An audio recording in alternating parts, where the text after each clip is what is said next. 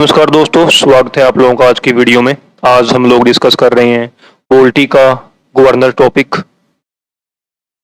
क्या प्रोविजंस हैं कॉन्स्टिट्यूशन के अंदर, क्या इनका काम होता है गवर्नर की पोस्ट का, क्या ये करते हैं स्टेट के अंदर, तो वो सब कुछ डिस्कस करेंगे आज हम। बेसिक से स्टार्ट करते हैं। सबसे पहले देखते हैं कॉन्स्टिट्यूशन के अंदर आर्टिकल्स कौन से हैं जो रिलेटेड हैं गवर्नर की पोस्ट के साथ। इससे पहले मैं आपको बता दूं कि हर एक स्टेट के अंदर गवर्नर होता है, ठीक है। जैसे कि सेंटर के ऊपर हमने डिस्कस किया था, सेंटर के अंदर प्रेसिडेंट होता है कि कोई भी जो बिल है वो एक्ट बनेगा कब, जो प्रेसिडेंट के उस पर सिग्नेचर हो जाएंगे, प्रेसिडेंट उसको अपनी सेंट दे देंगे तब। ऐसे ही स्टेट के अंदर कोई भी जो बिल है वो एक्ट कब बनेगा, जब जो गवर्नर है वो अपनी असेंट दे देंगे उस बिल को, तब वो जाकर एक्ट बनेगा, ठीक है। तो पावर्स जो हैं, जो पोजीशन है गवर्नर की, वो स्टेट के अंदर वैसी होती है जैसी प्रेसिडेंट की होती है सेंटर के अंदर, ठीक है। लेकिन जितनी पावर्स प्रेसिडेंट के पास होती हैं उतनी पावर गवर्नर के पास नहीं होती, ठीक है, वो अलग बात है। लेकिन पोजीशन हम देखें अगर, तो सेंटर पे जहां पर प्रेसिडेंट बैठे हैं वहीं पर गवर्नर बैठे हैं स्टेट के अंदर। तो अब देखते हैं कुछ आर्टिकल्स जो रिलेटेड है इनसे, जो हमारे कॉन्स्टिट्यूशन के अंदर हैं। आर्टिकल 153 वो कह रहा है गवर्नर्स ऑफ स्टेट्स के बारे में। आर्टिकल 155 अपॉइंटमेंट ऑफ गवर्नर, जो कि प्रेसिडेंट करते हैं। Article 156 term of office of governor, जो कि डिपेंड करती है प्रेसिडेंट के ऊपर कितनी टाइम तक वो किसी पर्सन को एज अ गवर्नर अपॉइंट कर रहे हैं of a particular state. 157 qualifications for appointment as governor. Condition क्या है गवर्नर के ऑफिस की? Discharge of the functions of the governor in certain contingencies. 161 में है power of the governor to grant pardon and others. मतलब किसी को सजा हुई है उसकी माफ करनी है, उसको कम सजा देनी है, वो सब कुछ जो है गवर्नर के पास पावर्स होती हैं। ऐसे ही प्रेसिडेंट के पास भी पावर होती हैं, ठीक है। इससे आगे article 175 right of the governor to address and send message to the house और houses of the state legislature, ठीक है। 176 में special address by the governor. वैसे 201 में bills reserved by the governor for consideration of the president. कोई भी bill जब governor के पास जाता है तो या तो उस बिल को सेंट दे सकते हैं, ठीक है, या उस बिल को सेंट नहीं देंगे वो, या उस बिल को वो रिजर्व कर सकते हैं कि मैं इस बिल को रिजर्व कर रहा हूँ प्रेसिडेंट के लिए, प्रेसिडेंट के पास मैं इसको कंसाइडर करवाऊंगा, उसके बाद देखेंगे बिल को सेंट देनी है नहीं देनी। तो वो है 201 में। Article 213 power of governor to promulgate ordinances. Ordinance क्या होता है? इनकी जो वैलिडिटी होती है वो 6 मंथ्स 6 वीक होती है। मान लो कि स्टेट की बात लेते हैं, पंजाब की बात लेते हैं हम लोग। मान लो पंजाब के अंदर पंजाब स्टेट गवर्नमेंट जो है वो चोरों को, जो थीप्स होते हैं, उनको ज़्यादा सजा देने के लिए कोई बिल, कोई एक्ट बनाना चाहती है। लेकिन क्या है, अभी वो एक्ट बन नहीं पा रहा। क्यों? क्योंकि अभी वो एक्ट तैयार नहीं हुआ। लेकिन इमरजेंसी में, मतलब इमरजेंसी का मतलब कि एट ए टाइम चाहते हैं गवर्नमेंट की इसके लिए, चोरों के लिए एक बिल बनाया जाए। तो क्या होगा, गवर्नमेंट जो गवर्नर है वो एक ऑर्डिनेंस मान लो आप लोग, एक तरह का ऑर्डर मान लो, ऑर्डर प्रोमलगेट कर देंगे जिसकी वैलिडिटी 6 मंथ 6 वीक होगी, ठीक है। उस चोरों पे जो एक्ट बनाना था, जो बिल बनाना था, जो एक्ट बनाना था बाद में, उस एक्ट की जगह अभी जो ऑर्डिनेंस, एक ऑर्डिनेंस को हम ऑर्डर कह रहे हैं, जो ऑर्डर प्रोमलगेट किया गया है, इसकी जो वैलिडिटी है वो चोरों के ऊपर ही बना हुआ है ये कानून, इसकी वैलिडिटी है वो 6 मंथ 6 वीक है। आप सिंपल लैंग्वेज में ऐसे समझ सकते हो कि ऑर्डिनेंस एक ऐसा एक्ट है जिसकी वैलिडिटी 6 मंथ 6 वीक है।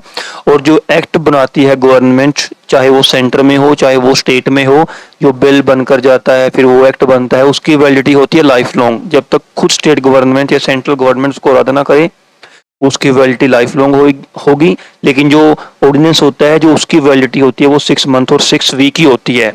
पावर दोनों में सेम ही होगी, ठीक है। Article 217 governor is consulted by the president in the matter of the appointments of जजेस ऑफ द हाई कोर्ट्स, ठीक है। आर्टिकल 233 अपॉइंटमेंट ऑफ डिस्ट्रिक्ट जजेस बाय द गवर्नर।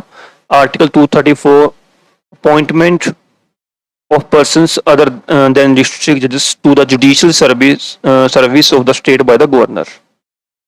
तो ये अपॉइंटमेंट जो कर रहे हैं या आर्टिकल्स जो इनके बारे में दे रखे हैं, सारे के सारे में डिस्कस कर लिए। अब देखते हैं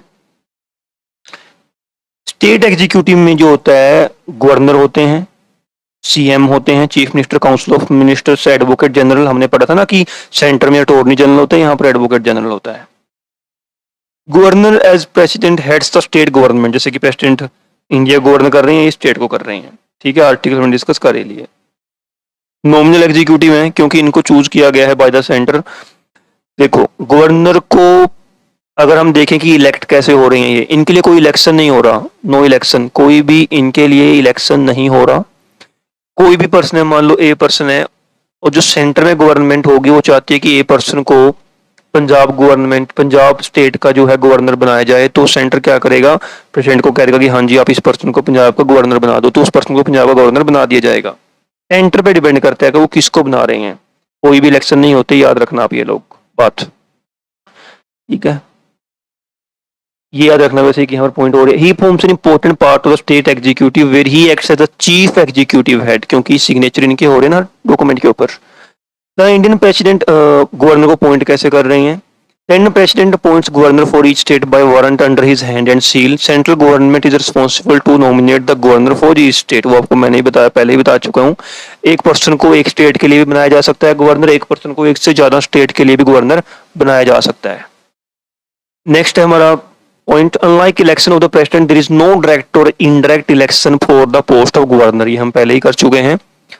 और the nomination of a governor by the union and his appointment by the president in India is based on the Canadian model of government. याद रखना किस मॉडल पे, कनेडियन मॉडल पे। टर्म क्या होती है ऑफिस ऑफ गवर्नर, ये मैं पहले ही बता चुका हूँ आपको ये भी। Since the governor holds the office under the pleaser of the president, paper आता है ऐसे कि गवर्नर की जो पोस्ट है उनकी टर्म कितनी होगी, तो वहां पर एक होगा 2 साल, 5 साल, 10 साल, एक होगा प्लेजर ऑफ द प्रेसिडेंट, तो ये आंसर सही होगा, इंपॉर्टेंट है ये। His office has no fix term, pleasure of the president पे डिपेंड करता है, प्रेसिडेंट कभी भी किसी पर्सन को किसी स्टेट का गवर्नर बना सकते हैं और कभी भी किसी पर्सन को स्टेट के गवर्नर से रिमूव कर सकते हैं, ये भी याद रखना। Governor may also get transferred from one state to another by the president, he also can be reappointed, ये सब कुछ। क्वालिफाइड कौन है गवर्नर बनने के लिए, अब यही पॉइंट है। अनलाइक लोकसभा और राज्यसभा मेंबर्स और even in the case of prime minister और president who have a set of qualification to meet to hold the office, governor has to meet only 2 qualifications. पहली, इंडिया के सिटीजन हो, दूसरा 35 years उनकी as हो या इससे ज्यादा हो। तो मतलब जिस भी पर्सन की आप हो, मैं हूं, कोई भी हो, इंडिया के सिटीजन होनी चाहिए और 35 से ज्यादा एज होनी चाहिए, तो आप बन सकते हो। लेकिन 2 कन्वेंशंस हैं, कन्वेंशंस का मतलब होता है कुछ ऐसे रूल्स जिनको कहीं लिखा नहीं गया है लेकिन माना जाता है। तो पहली कन्वेंशन क्या है, that person is not appointed as the governor who belongs to the state, he shall be an outsider having no relation with the state he is being appointed to. मान लो किसी पर्सन को हम पंजाब का governor appoint कर रहे हैं, तो वो पंजाब का नहीं होना चाहिए, कन्वेंशन है, वो किसी बाहर से, हरियाणा से बिलोंग करता हो, वेस्ट बंगाल से बिलोंग करता हो, या फिर आप कर्नाटका से बिलोंग करता हो, कहीं और से बिलोंग करता हो, बट पंजाब से बिलोंग ना करता हो, ये कन्वेंशन है, लिखा नहीं गया कहीं पर भी। Second, consultation of the chief minister, consultation of the chief minister is taken by the president before appointing a governor. किसी भी स्टेट में अगर गवर्नर को अपॉइंट किया जा रहा है तो वहां के जो चीफ मिनिस्टर हैं उनको कंसल्ट करना, ये भी एक कन्वेंशन है। इनको फॉलो किया जाना या नहीं किया जाना ये अलग बात है, लेकिन कन्वेंशन है मतलब फॉलो किया जाए। कन्वेंशन है इसका मतलब ये नहीं कि फॉलो जरूर किया जाए। अभी आप नेक्स्ट पॉइंट में देखो, it should also be noted that both the above conventions are not absolute and have been ignored by the union government in many instances. इसको इग्नोर कर देती है जो हमारी सेंट्रल गवर्नमेंट होती है, ठीक है। कंडीशंस ऑफ ऑफिस क्या है, there are few conditions for a person to be appointed as a governor. He cannot be member of Lok Sabha, Rajya Sabha, इन दोनों का member ना हो। If he has been a member of either of the house, he should vacate the seat on his first day as governor in the office. ये हमने पहले भी पढ़ा है कई पोस्टों में, प्रेसिडेंट की हो चाहे वाइस प्रेसिडेंट की हो। He should not hold any office of profit, same है ये भी। Parliament decides his emoluments, allowances and privilege, ये पॉइंट याद रखना। अगर पॉइंट ये क्वेश्चन आपको आता है कि जो गवर्नर के अलाउंसेस हैं, प्रिविलेज हैं, अमोलुमेंट्स हैं, सैलरी है, कौन डिसाइड करता है, parliament. Governor is responsible for 2 और मोर स्टेट्स, देखो मैंने बताया था ना कि आपको एक ही पर्सन को आप पंजाब का और हरियाणा दोनों का गवर्नर बना सकते हैं। ठीक है, तो the emoluments and allowances payable to him are shared by the states in such proportion as the president may determine। मान लो अब एक पर्सन को पंजाब का और हरियाणा का गवर्नर बना दिया, तो दोनों को सैलरी आधी पंजाब दे देगा, आधी हरियाणा दे देगा, या फिर जैसे प्रेसिडेंट कहेंगे वैसे ये पे कर देंगे। ठीक है, उससे आगे है parliament can not diminish his emoluments and allowances during his term of office। उसकी एक बार अपॉइंट करने के बाद उनकी सैलरी को कम नहीं किया जा सकता। He is given immunity from any criminal proceedings in respect of his personal acts. ये हम पहले भी कर चुके हैं, इनको इम्यूनिटी मिली होती है। सिविल प्रोसीडिंग्स इनके खिलाफ चल सकती हैं।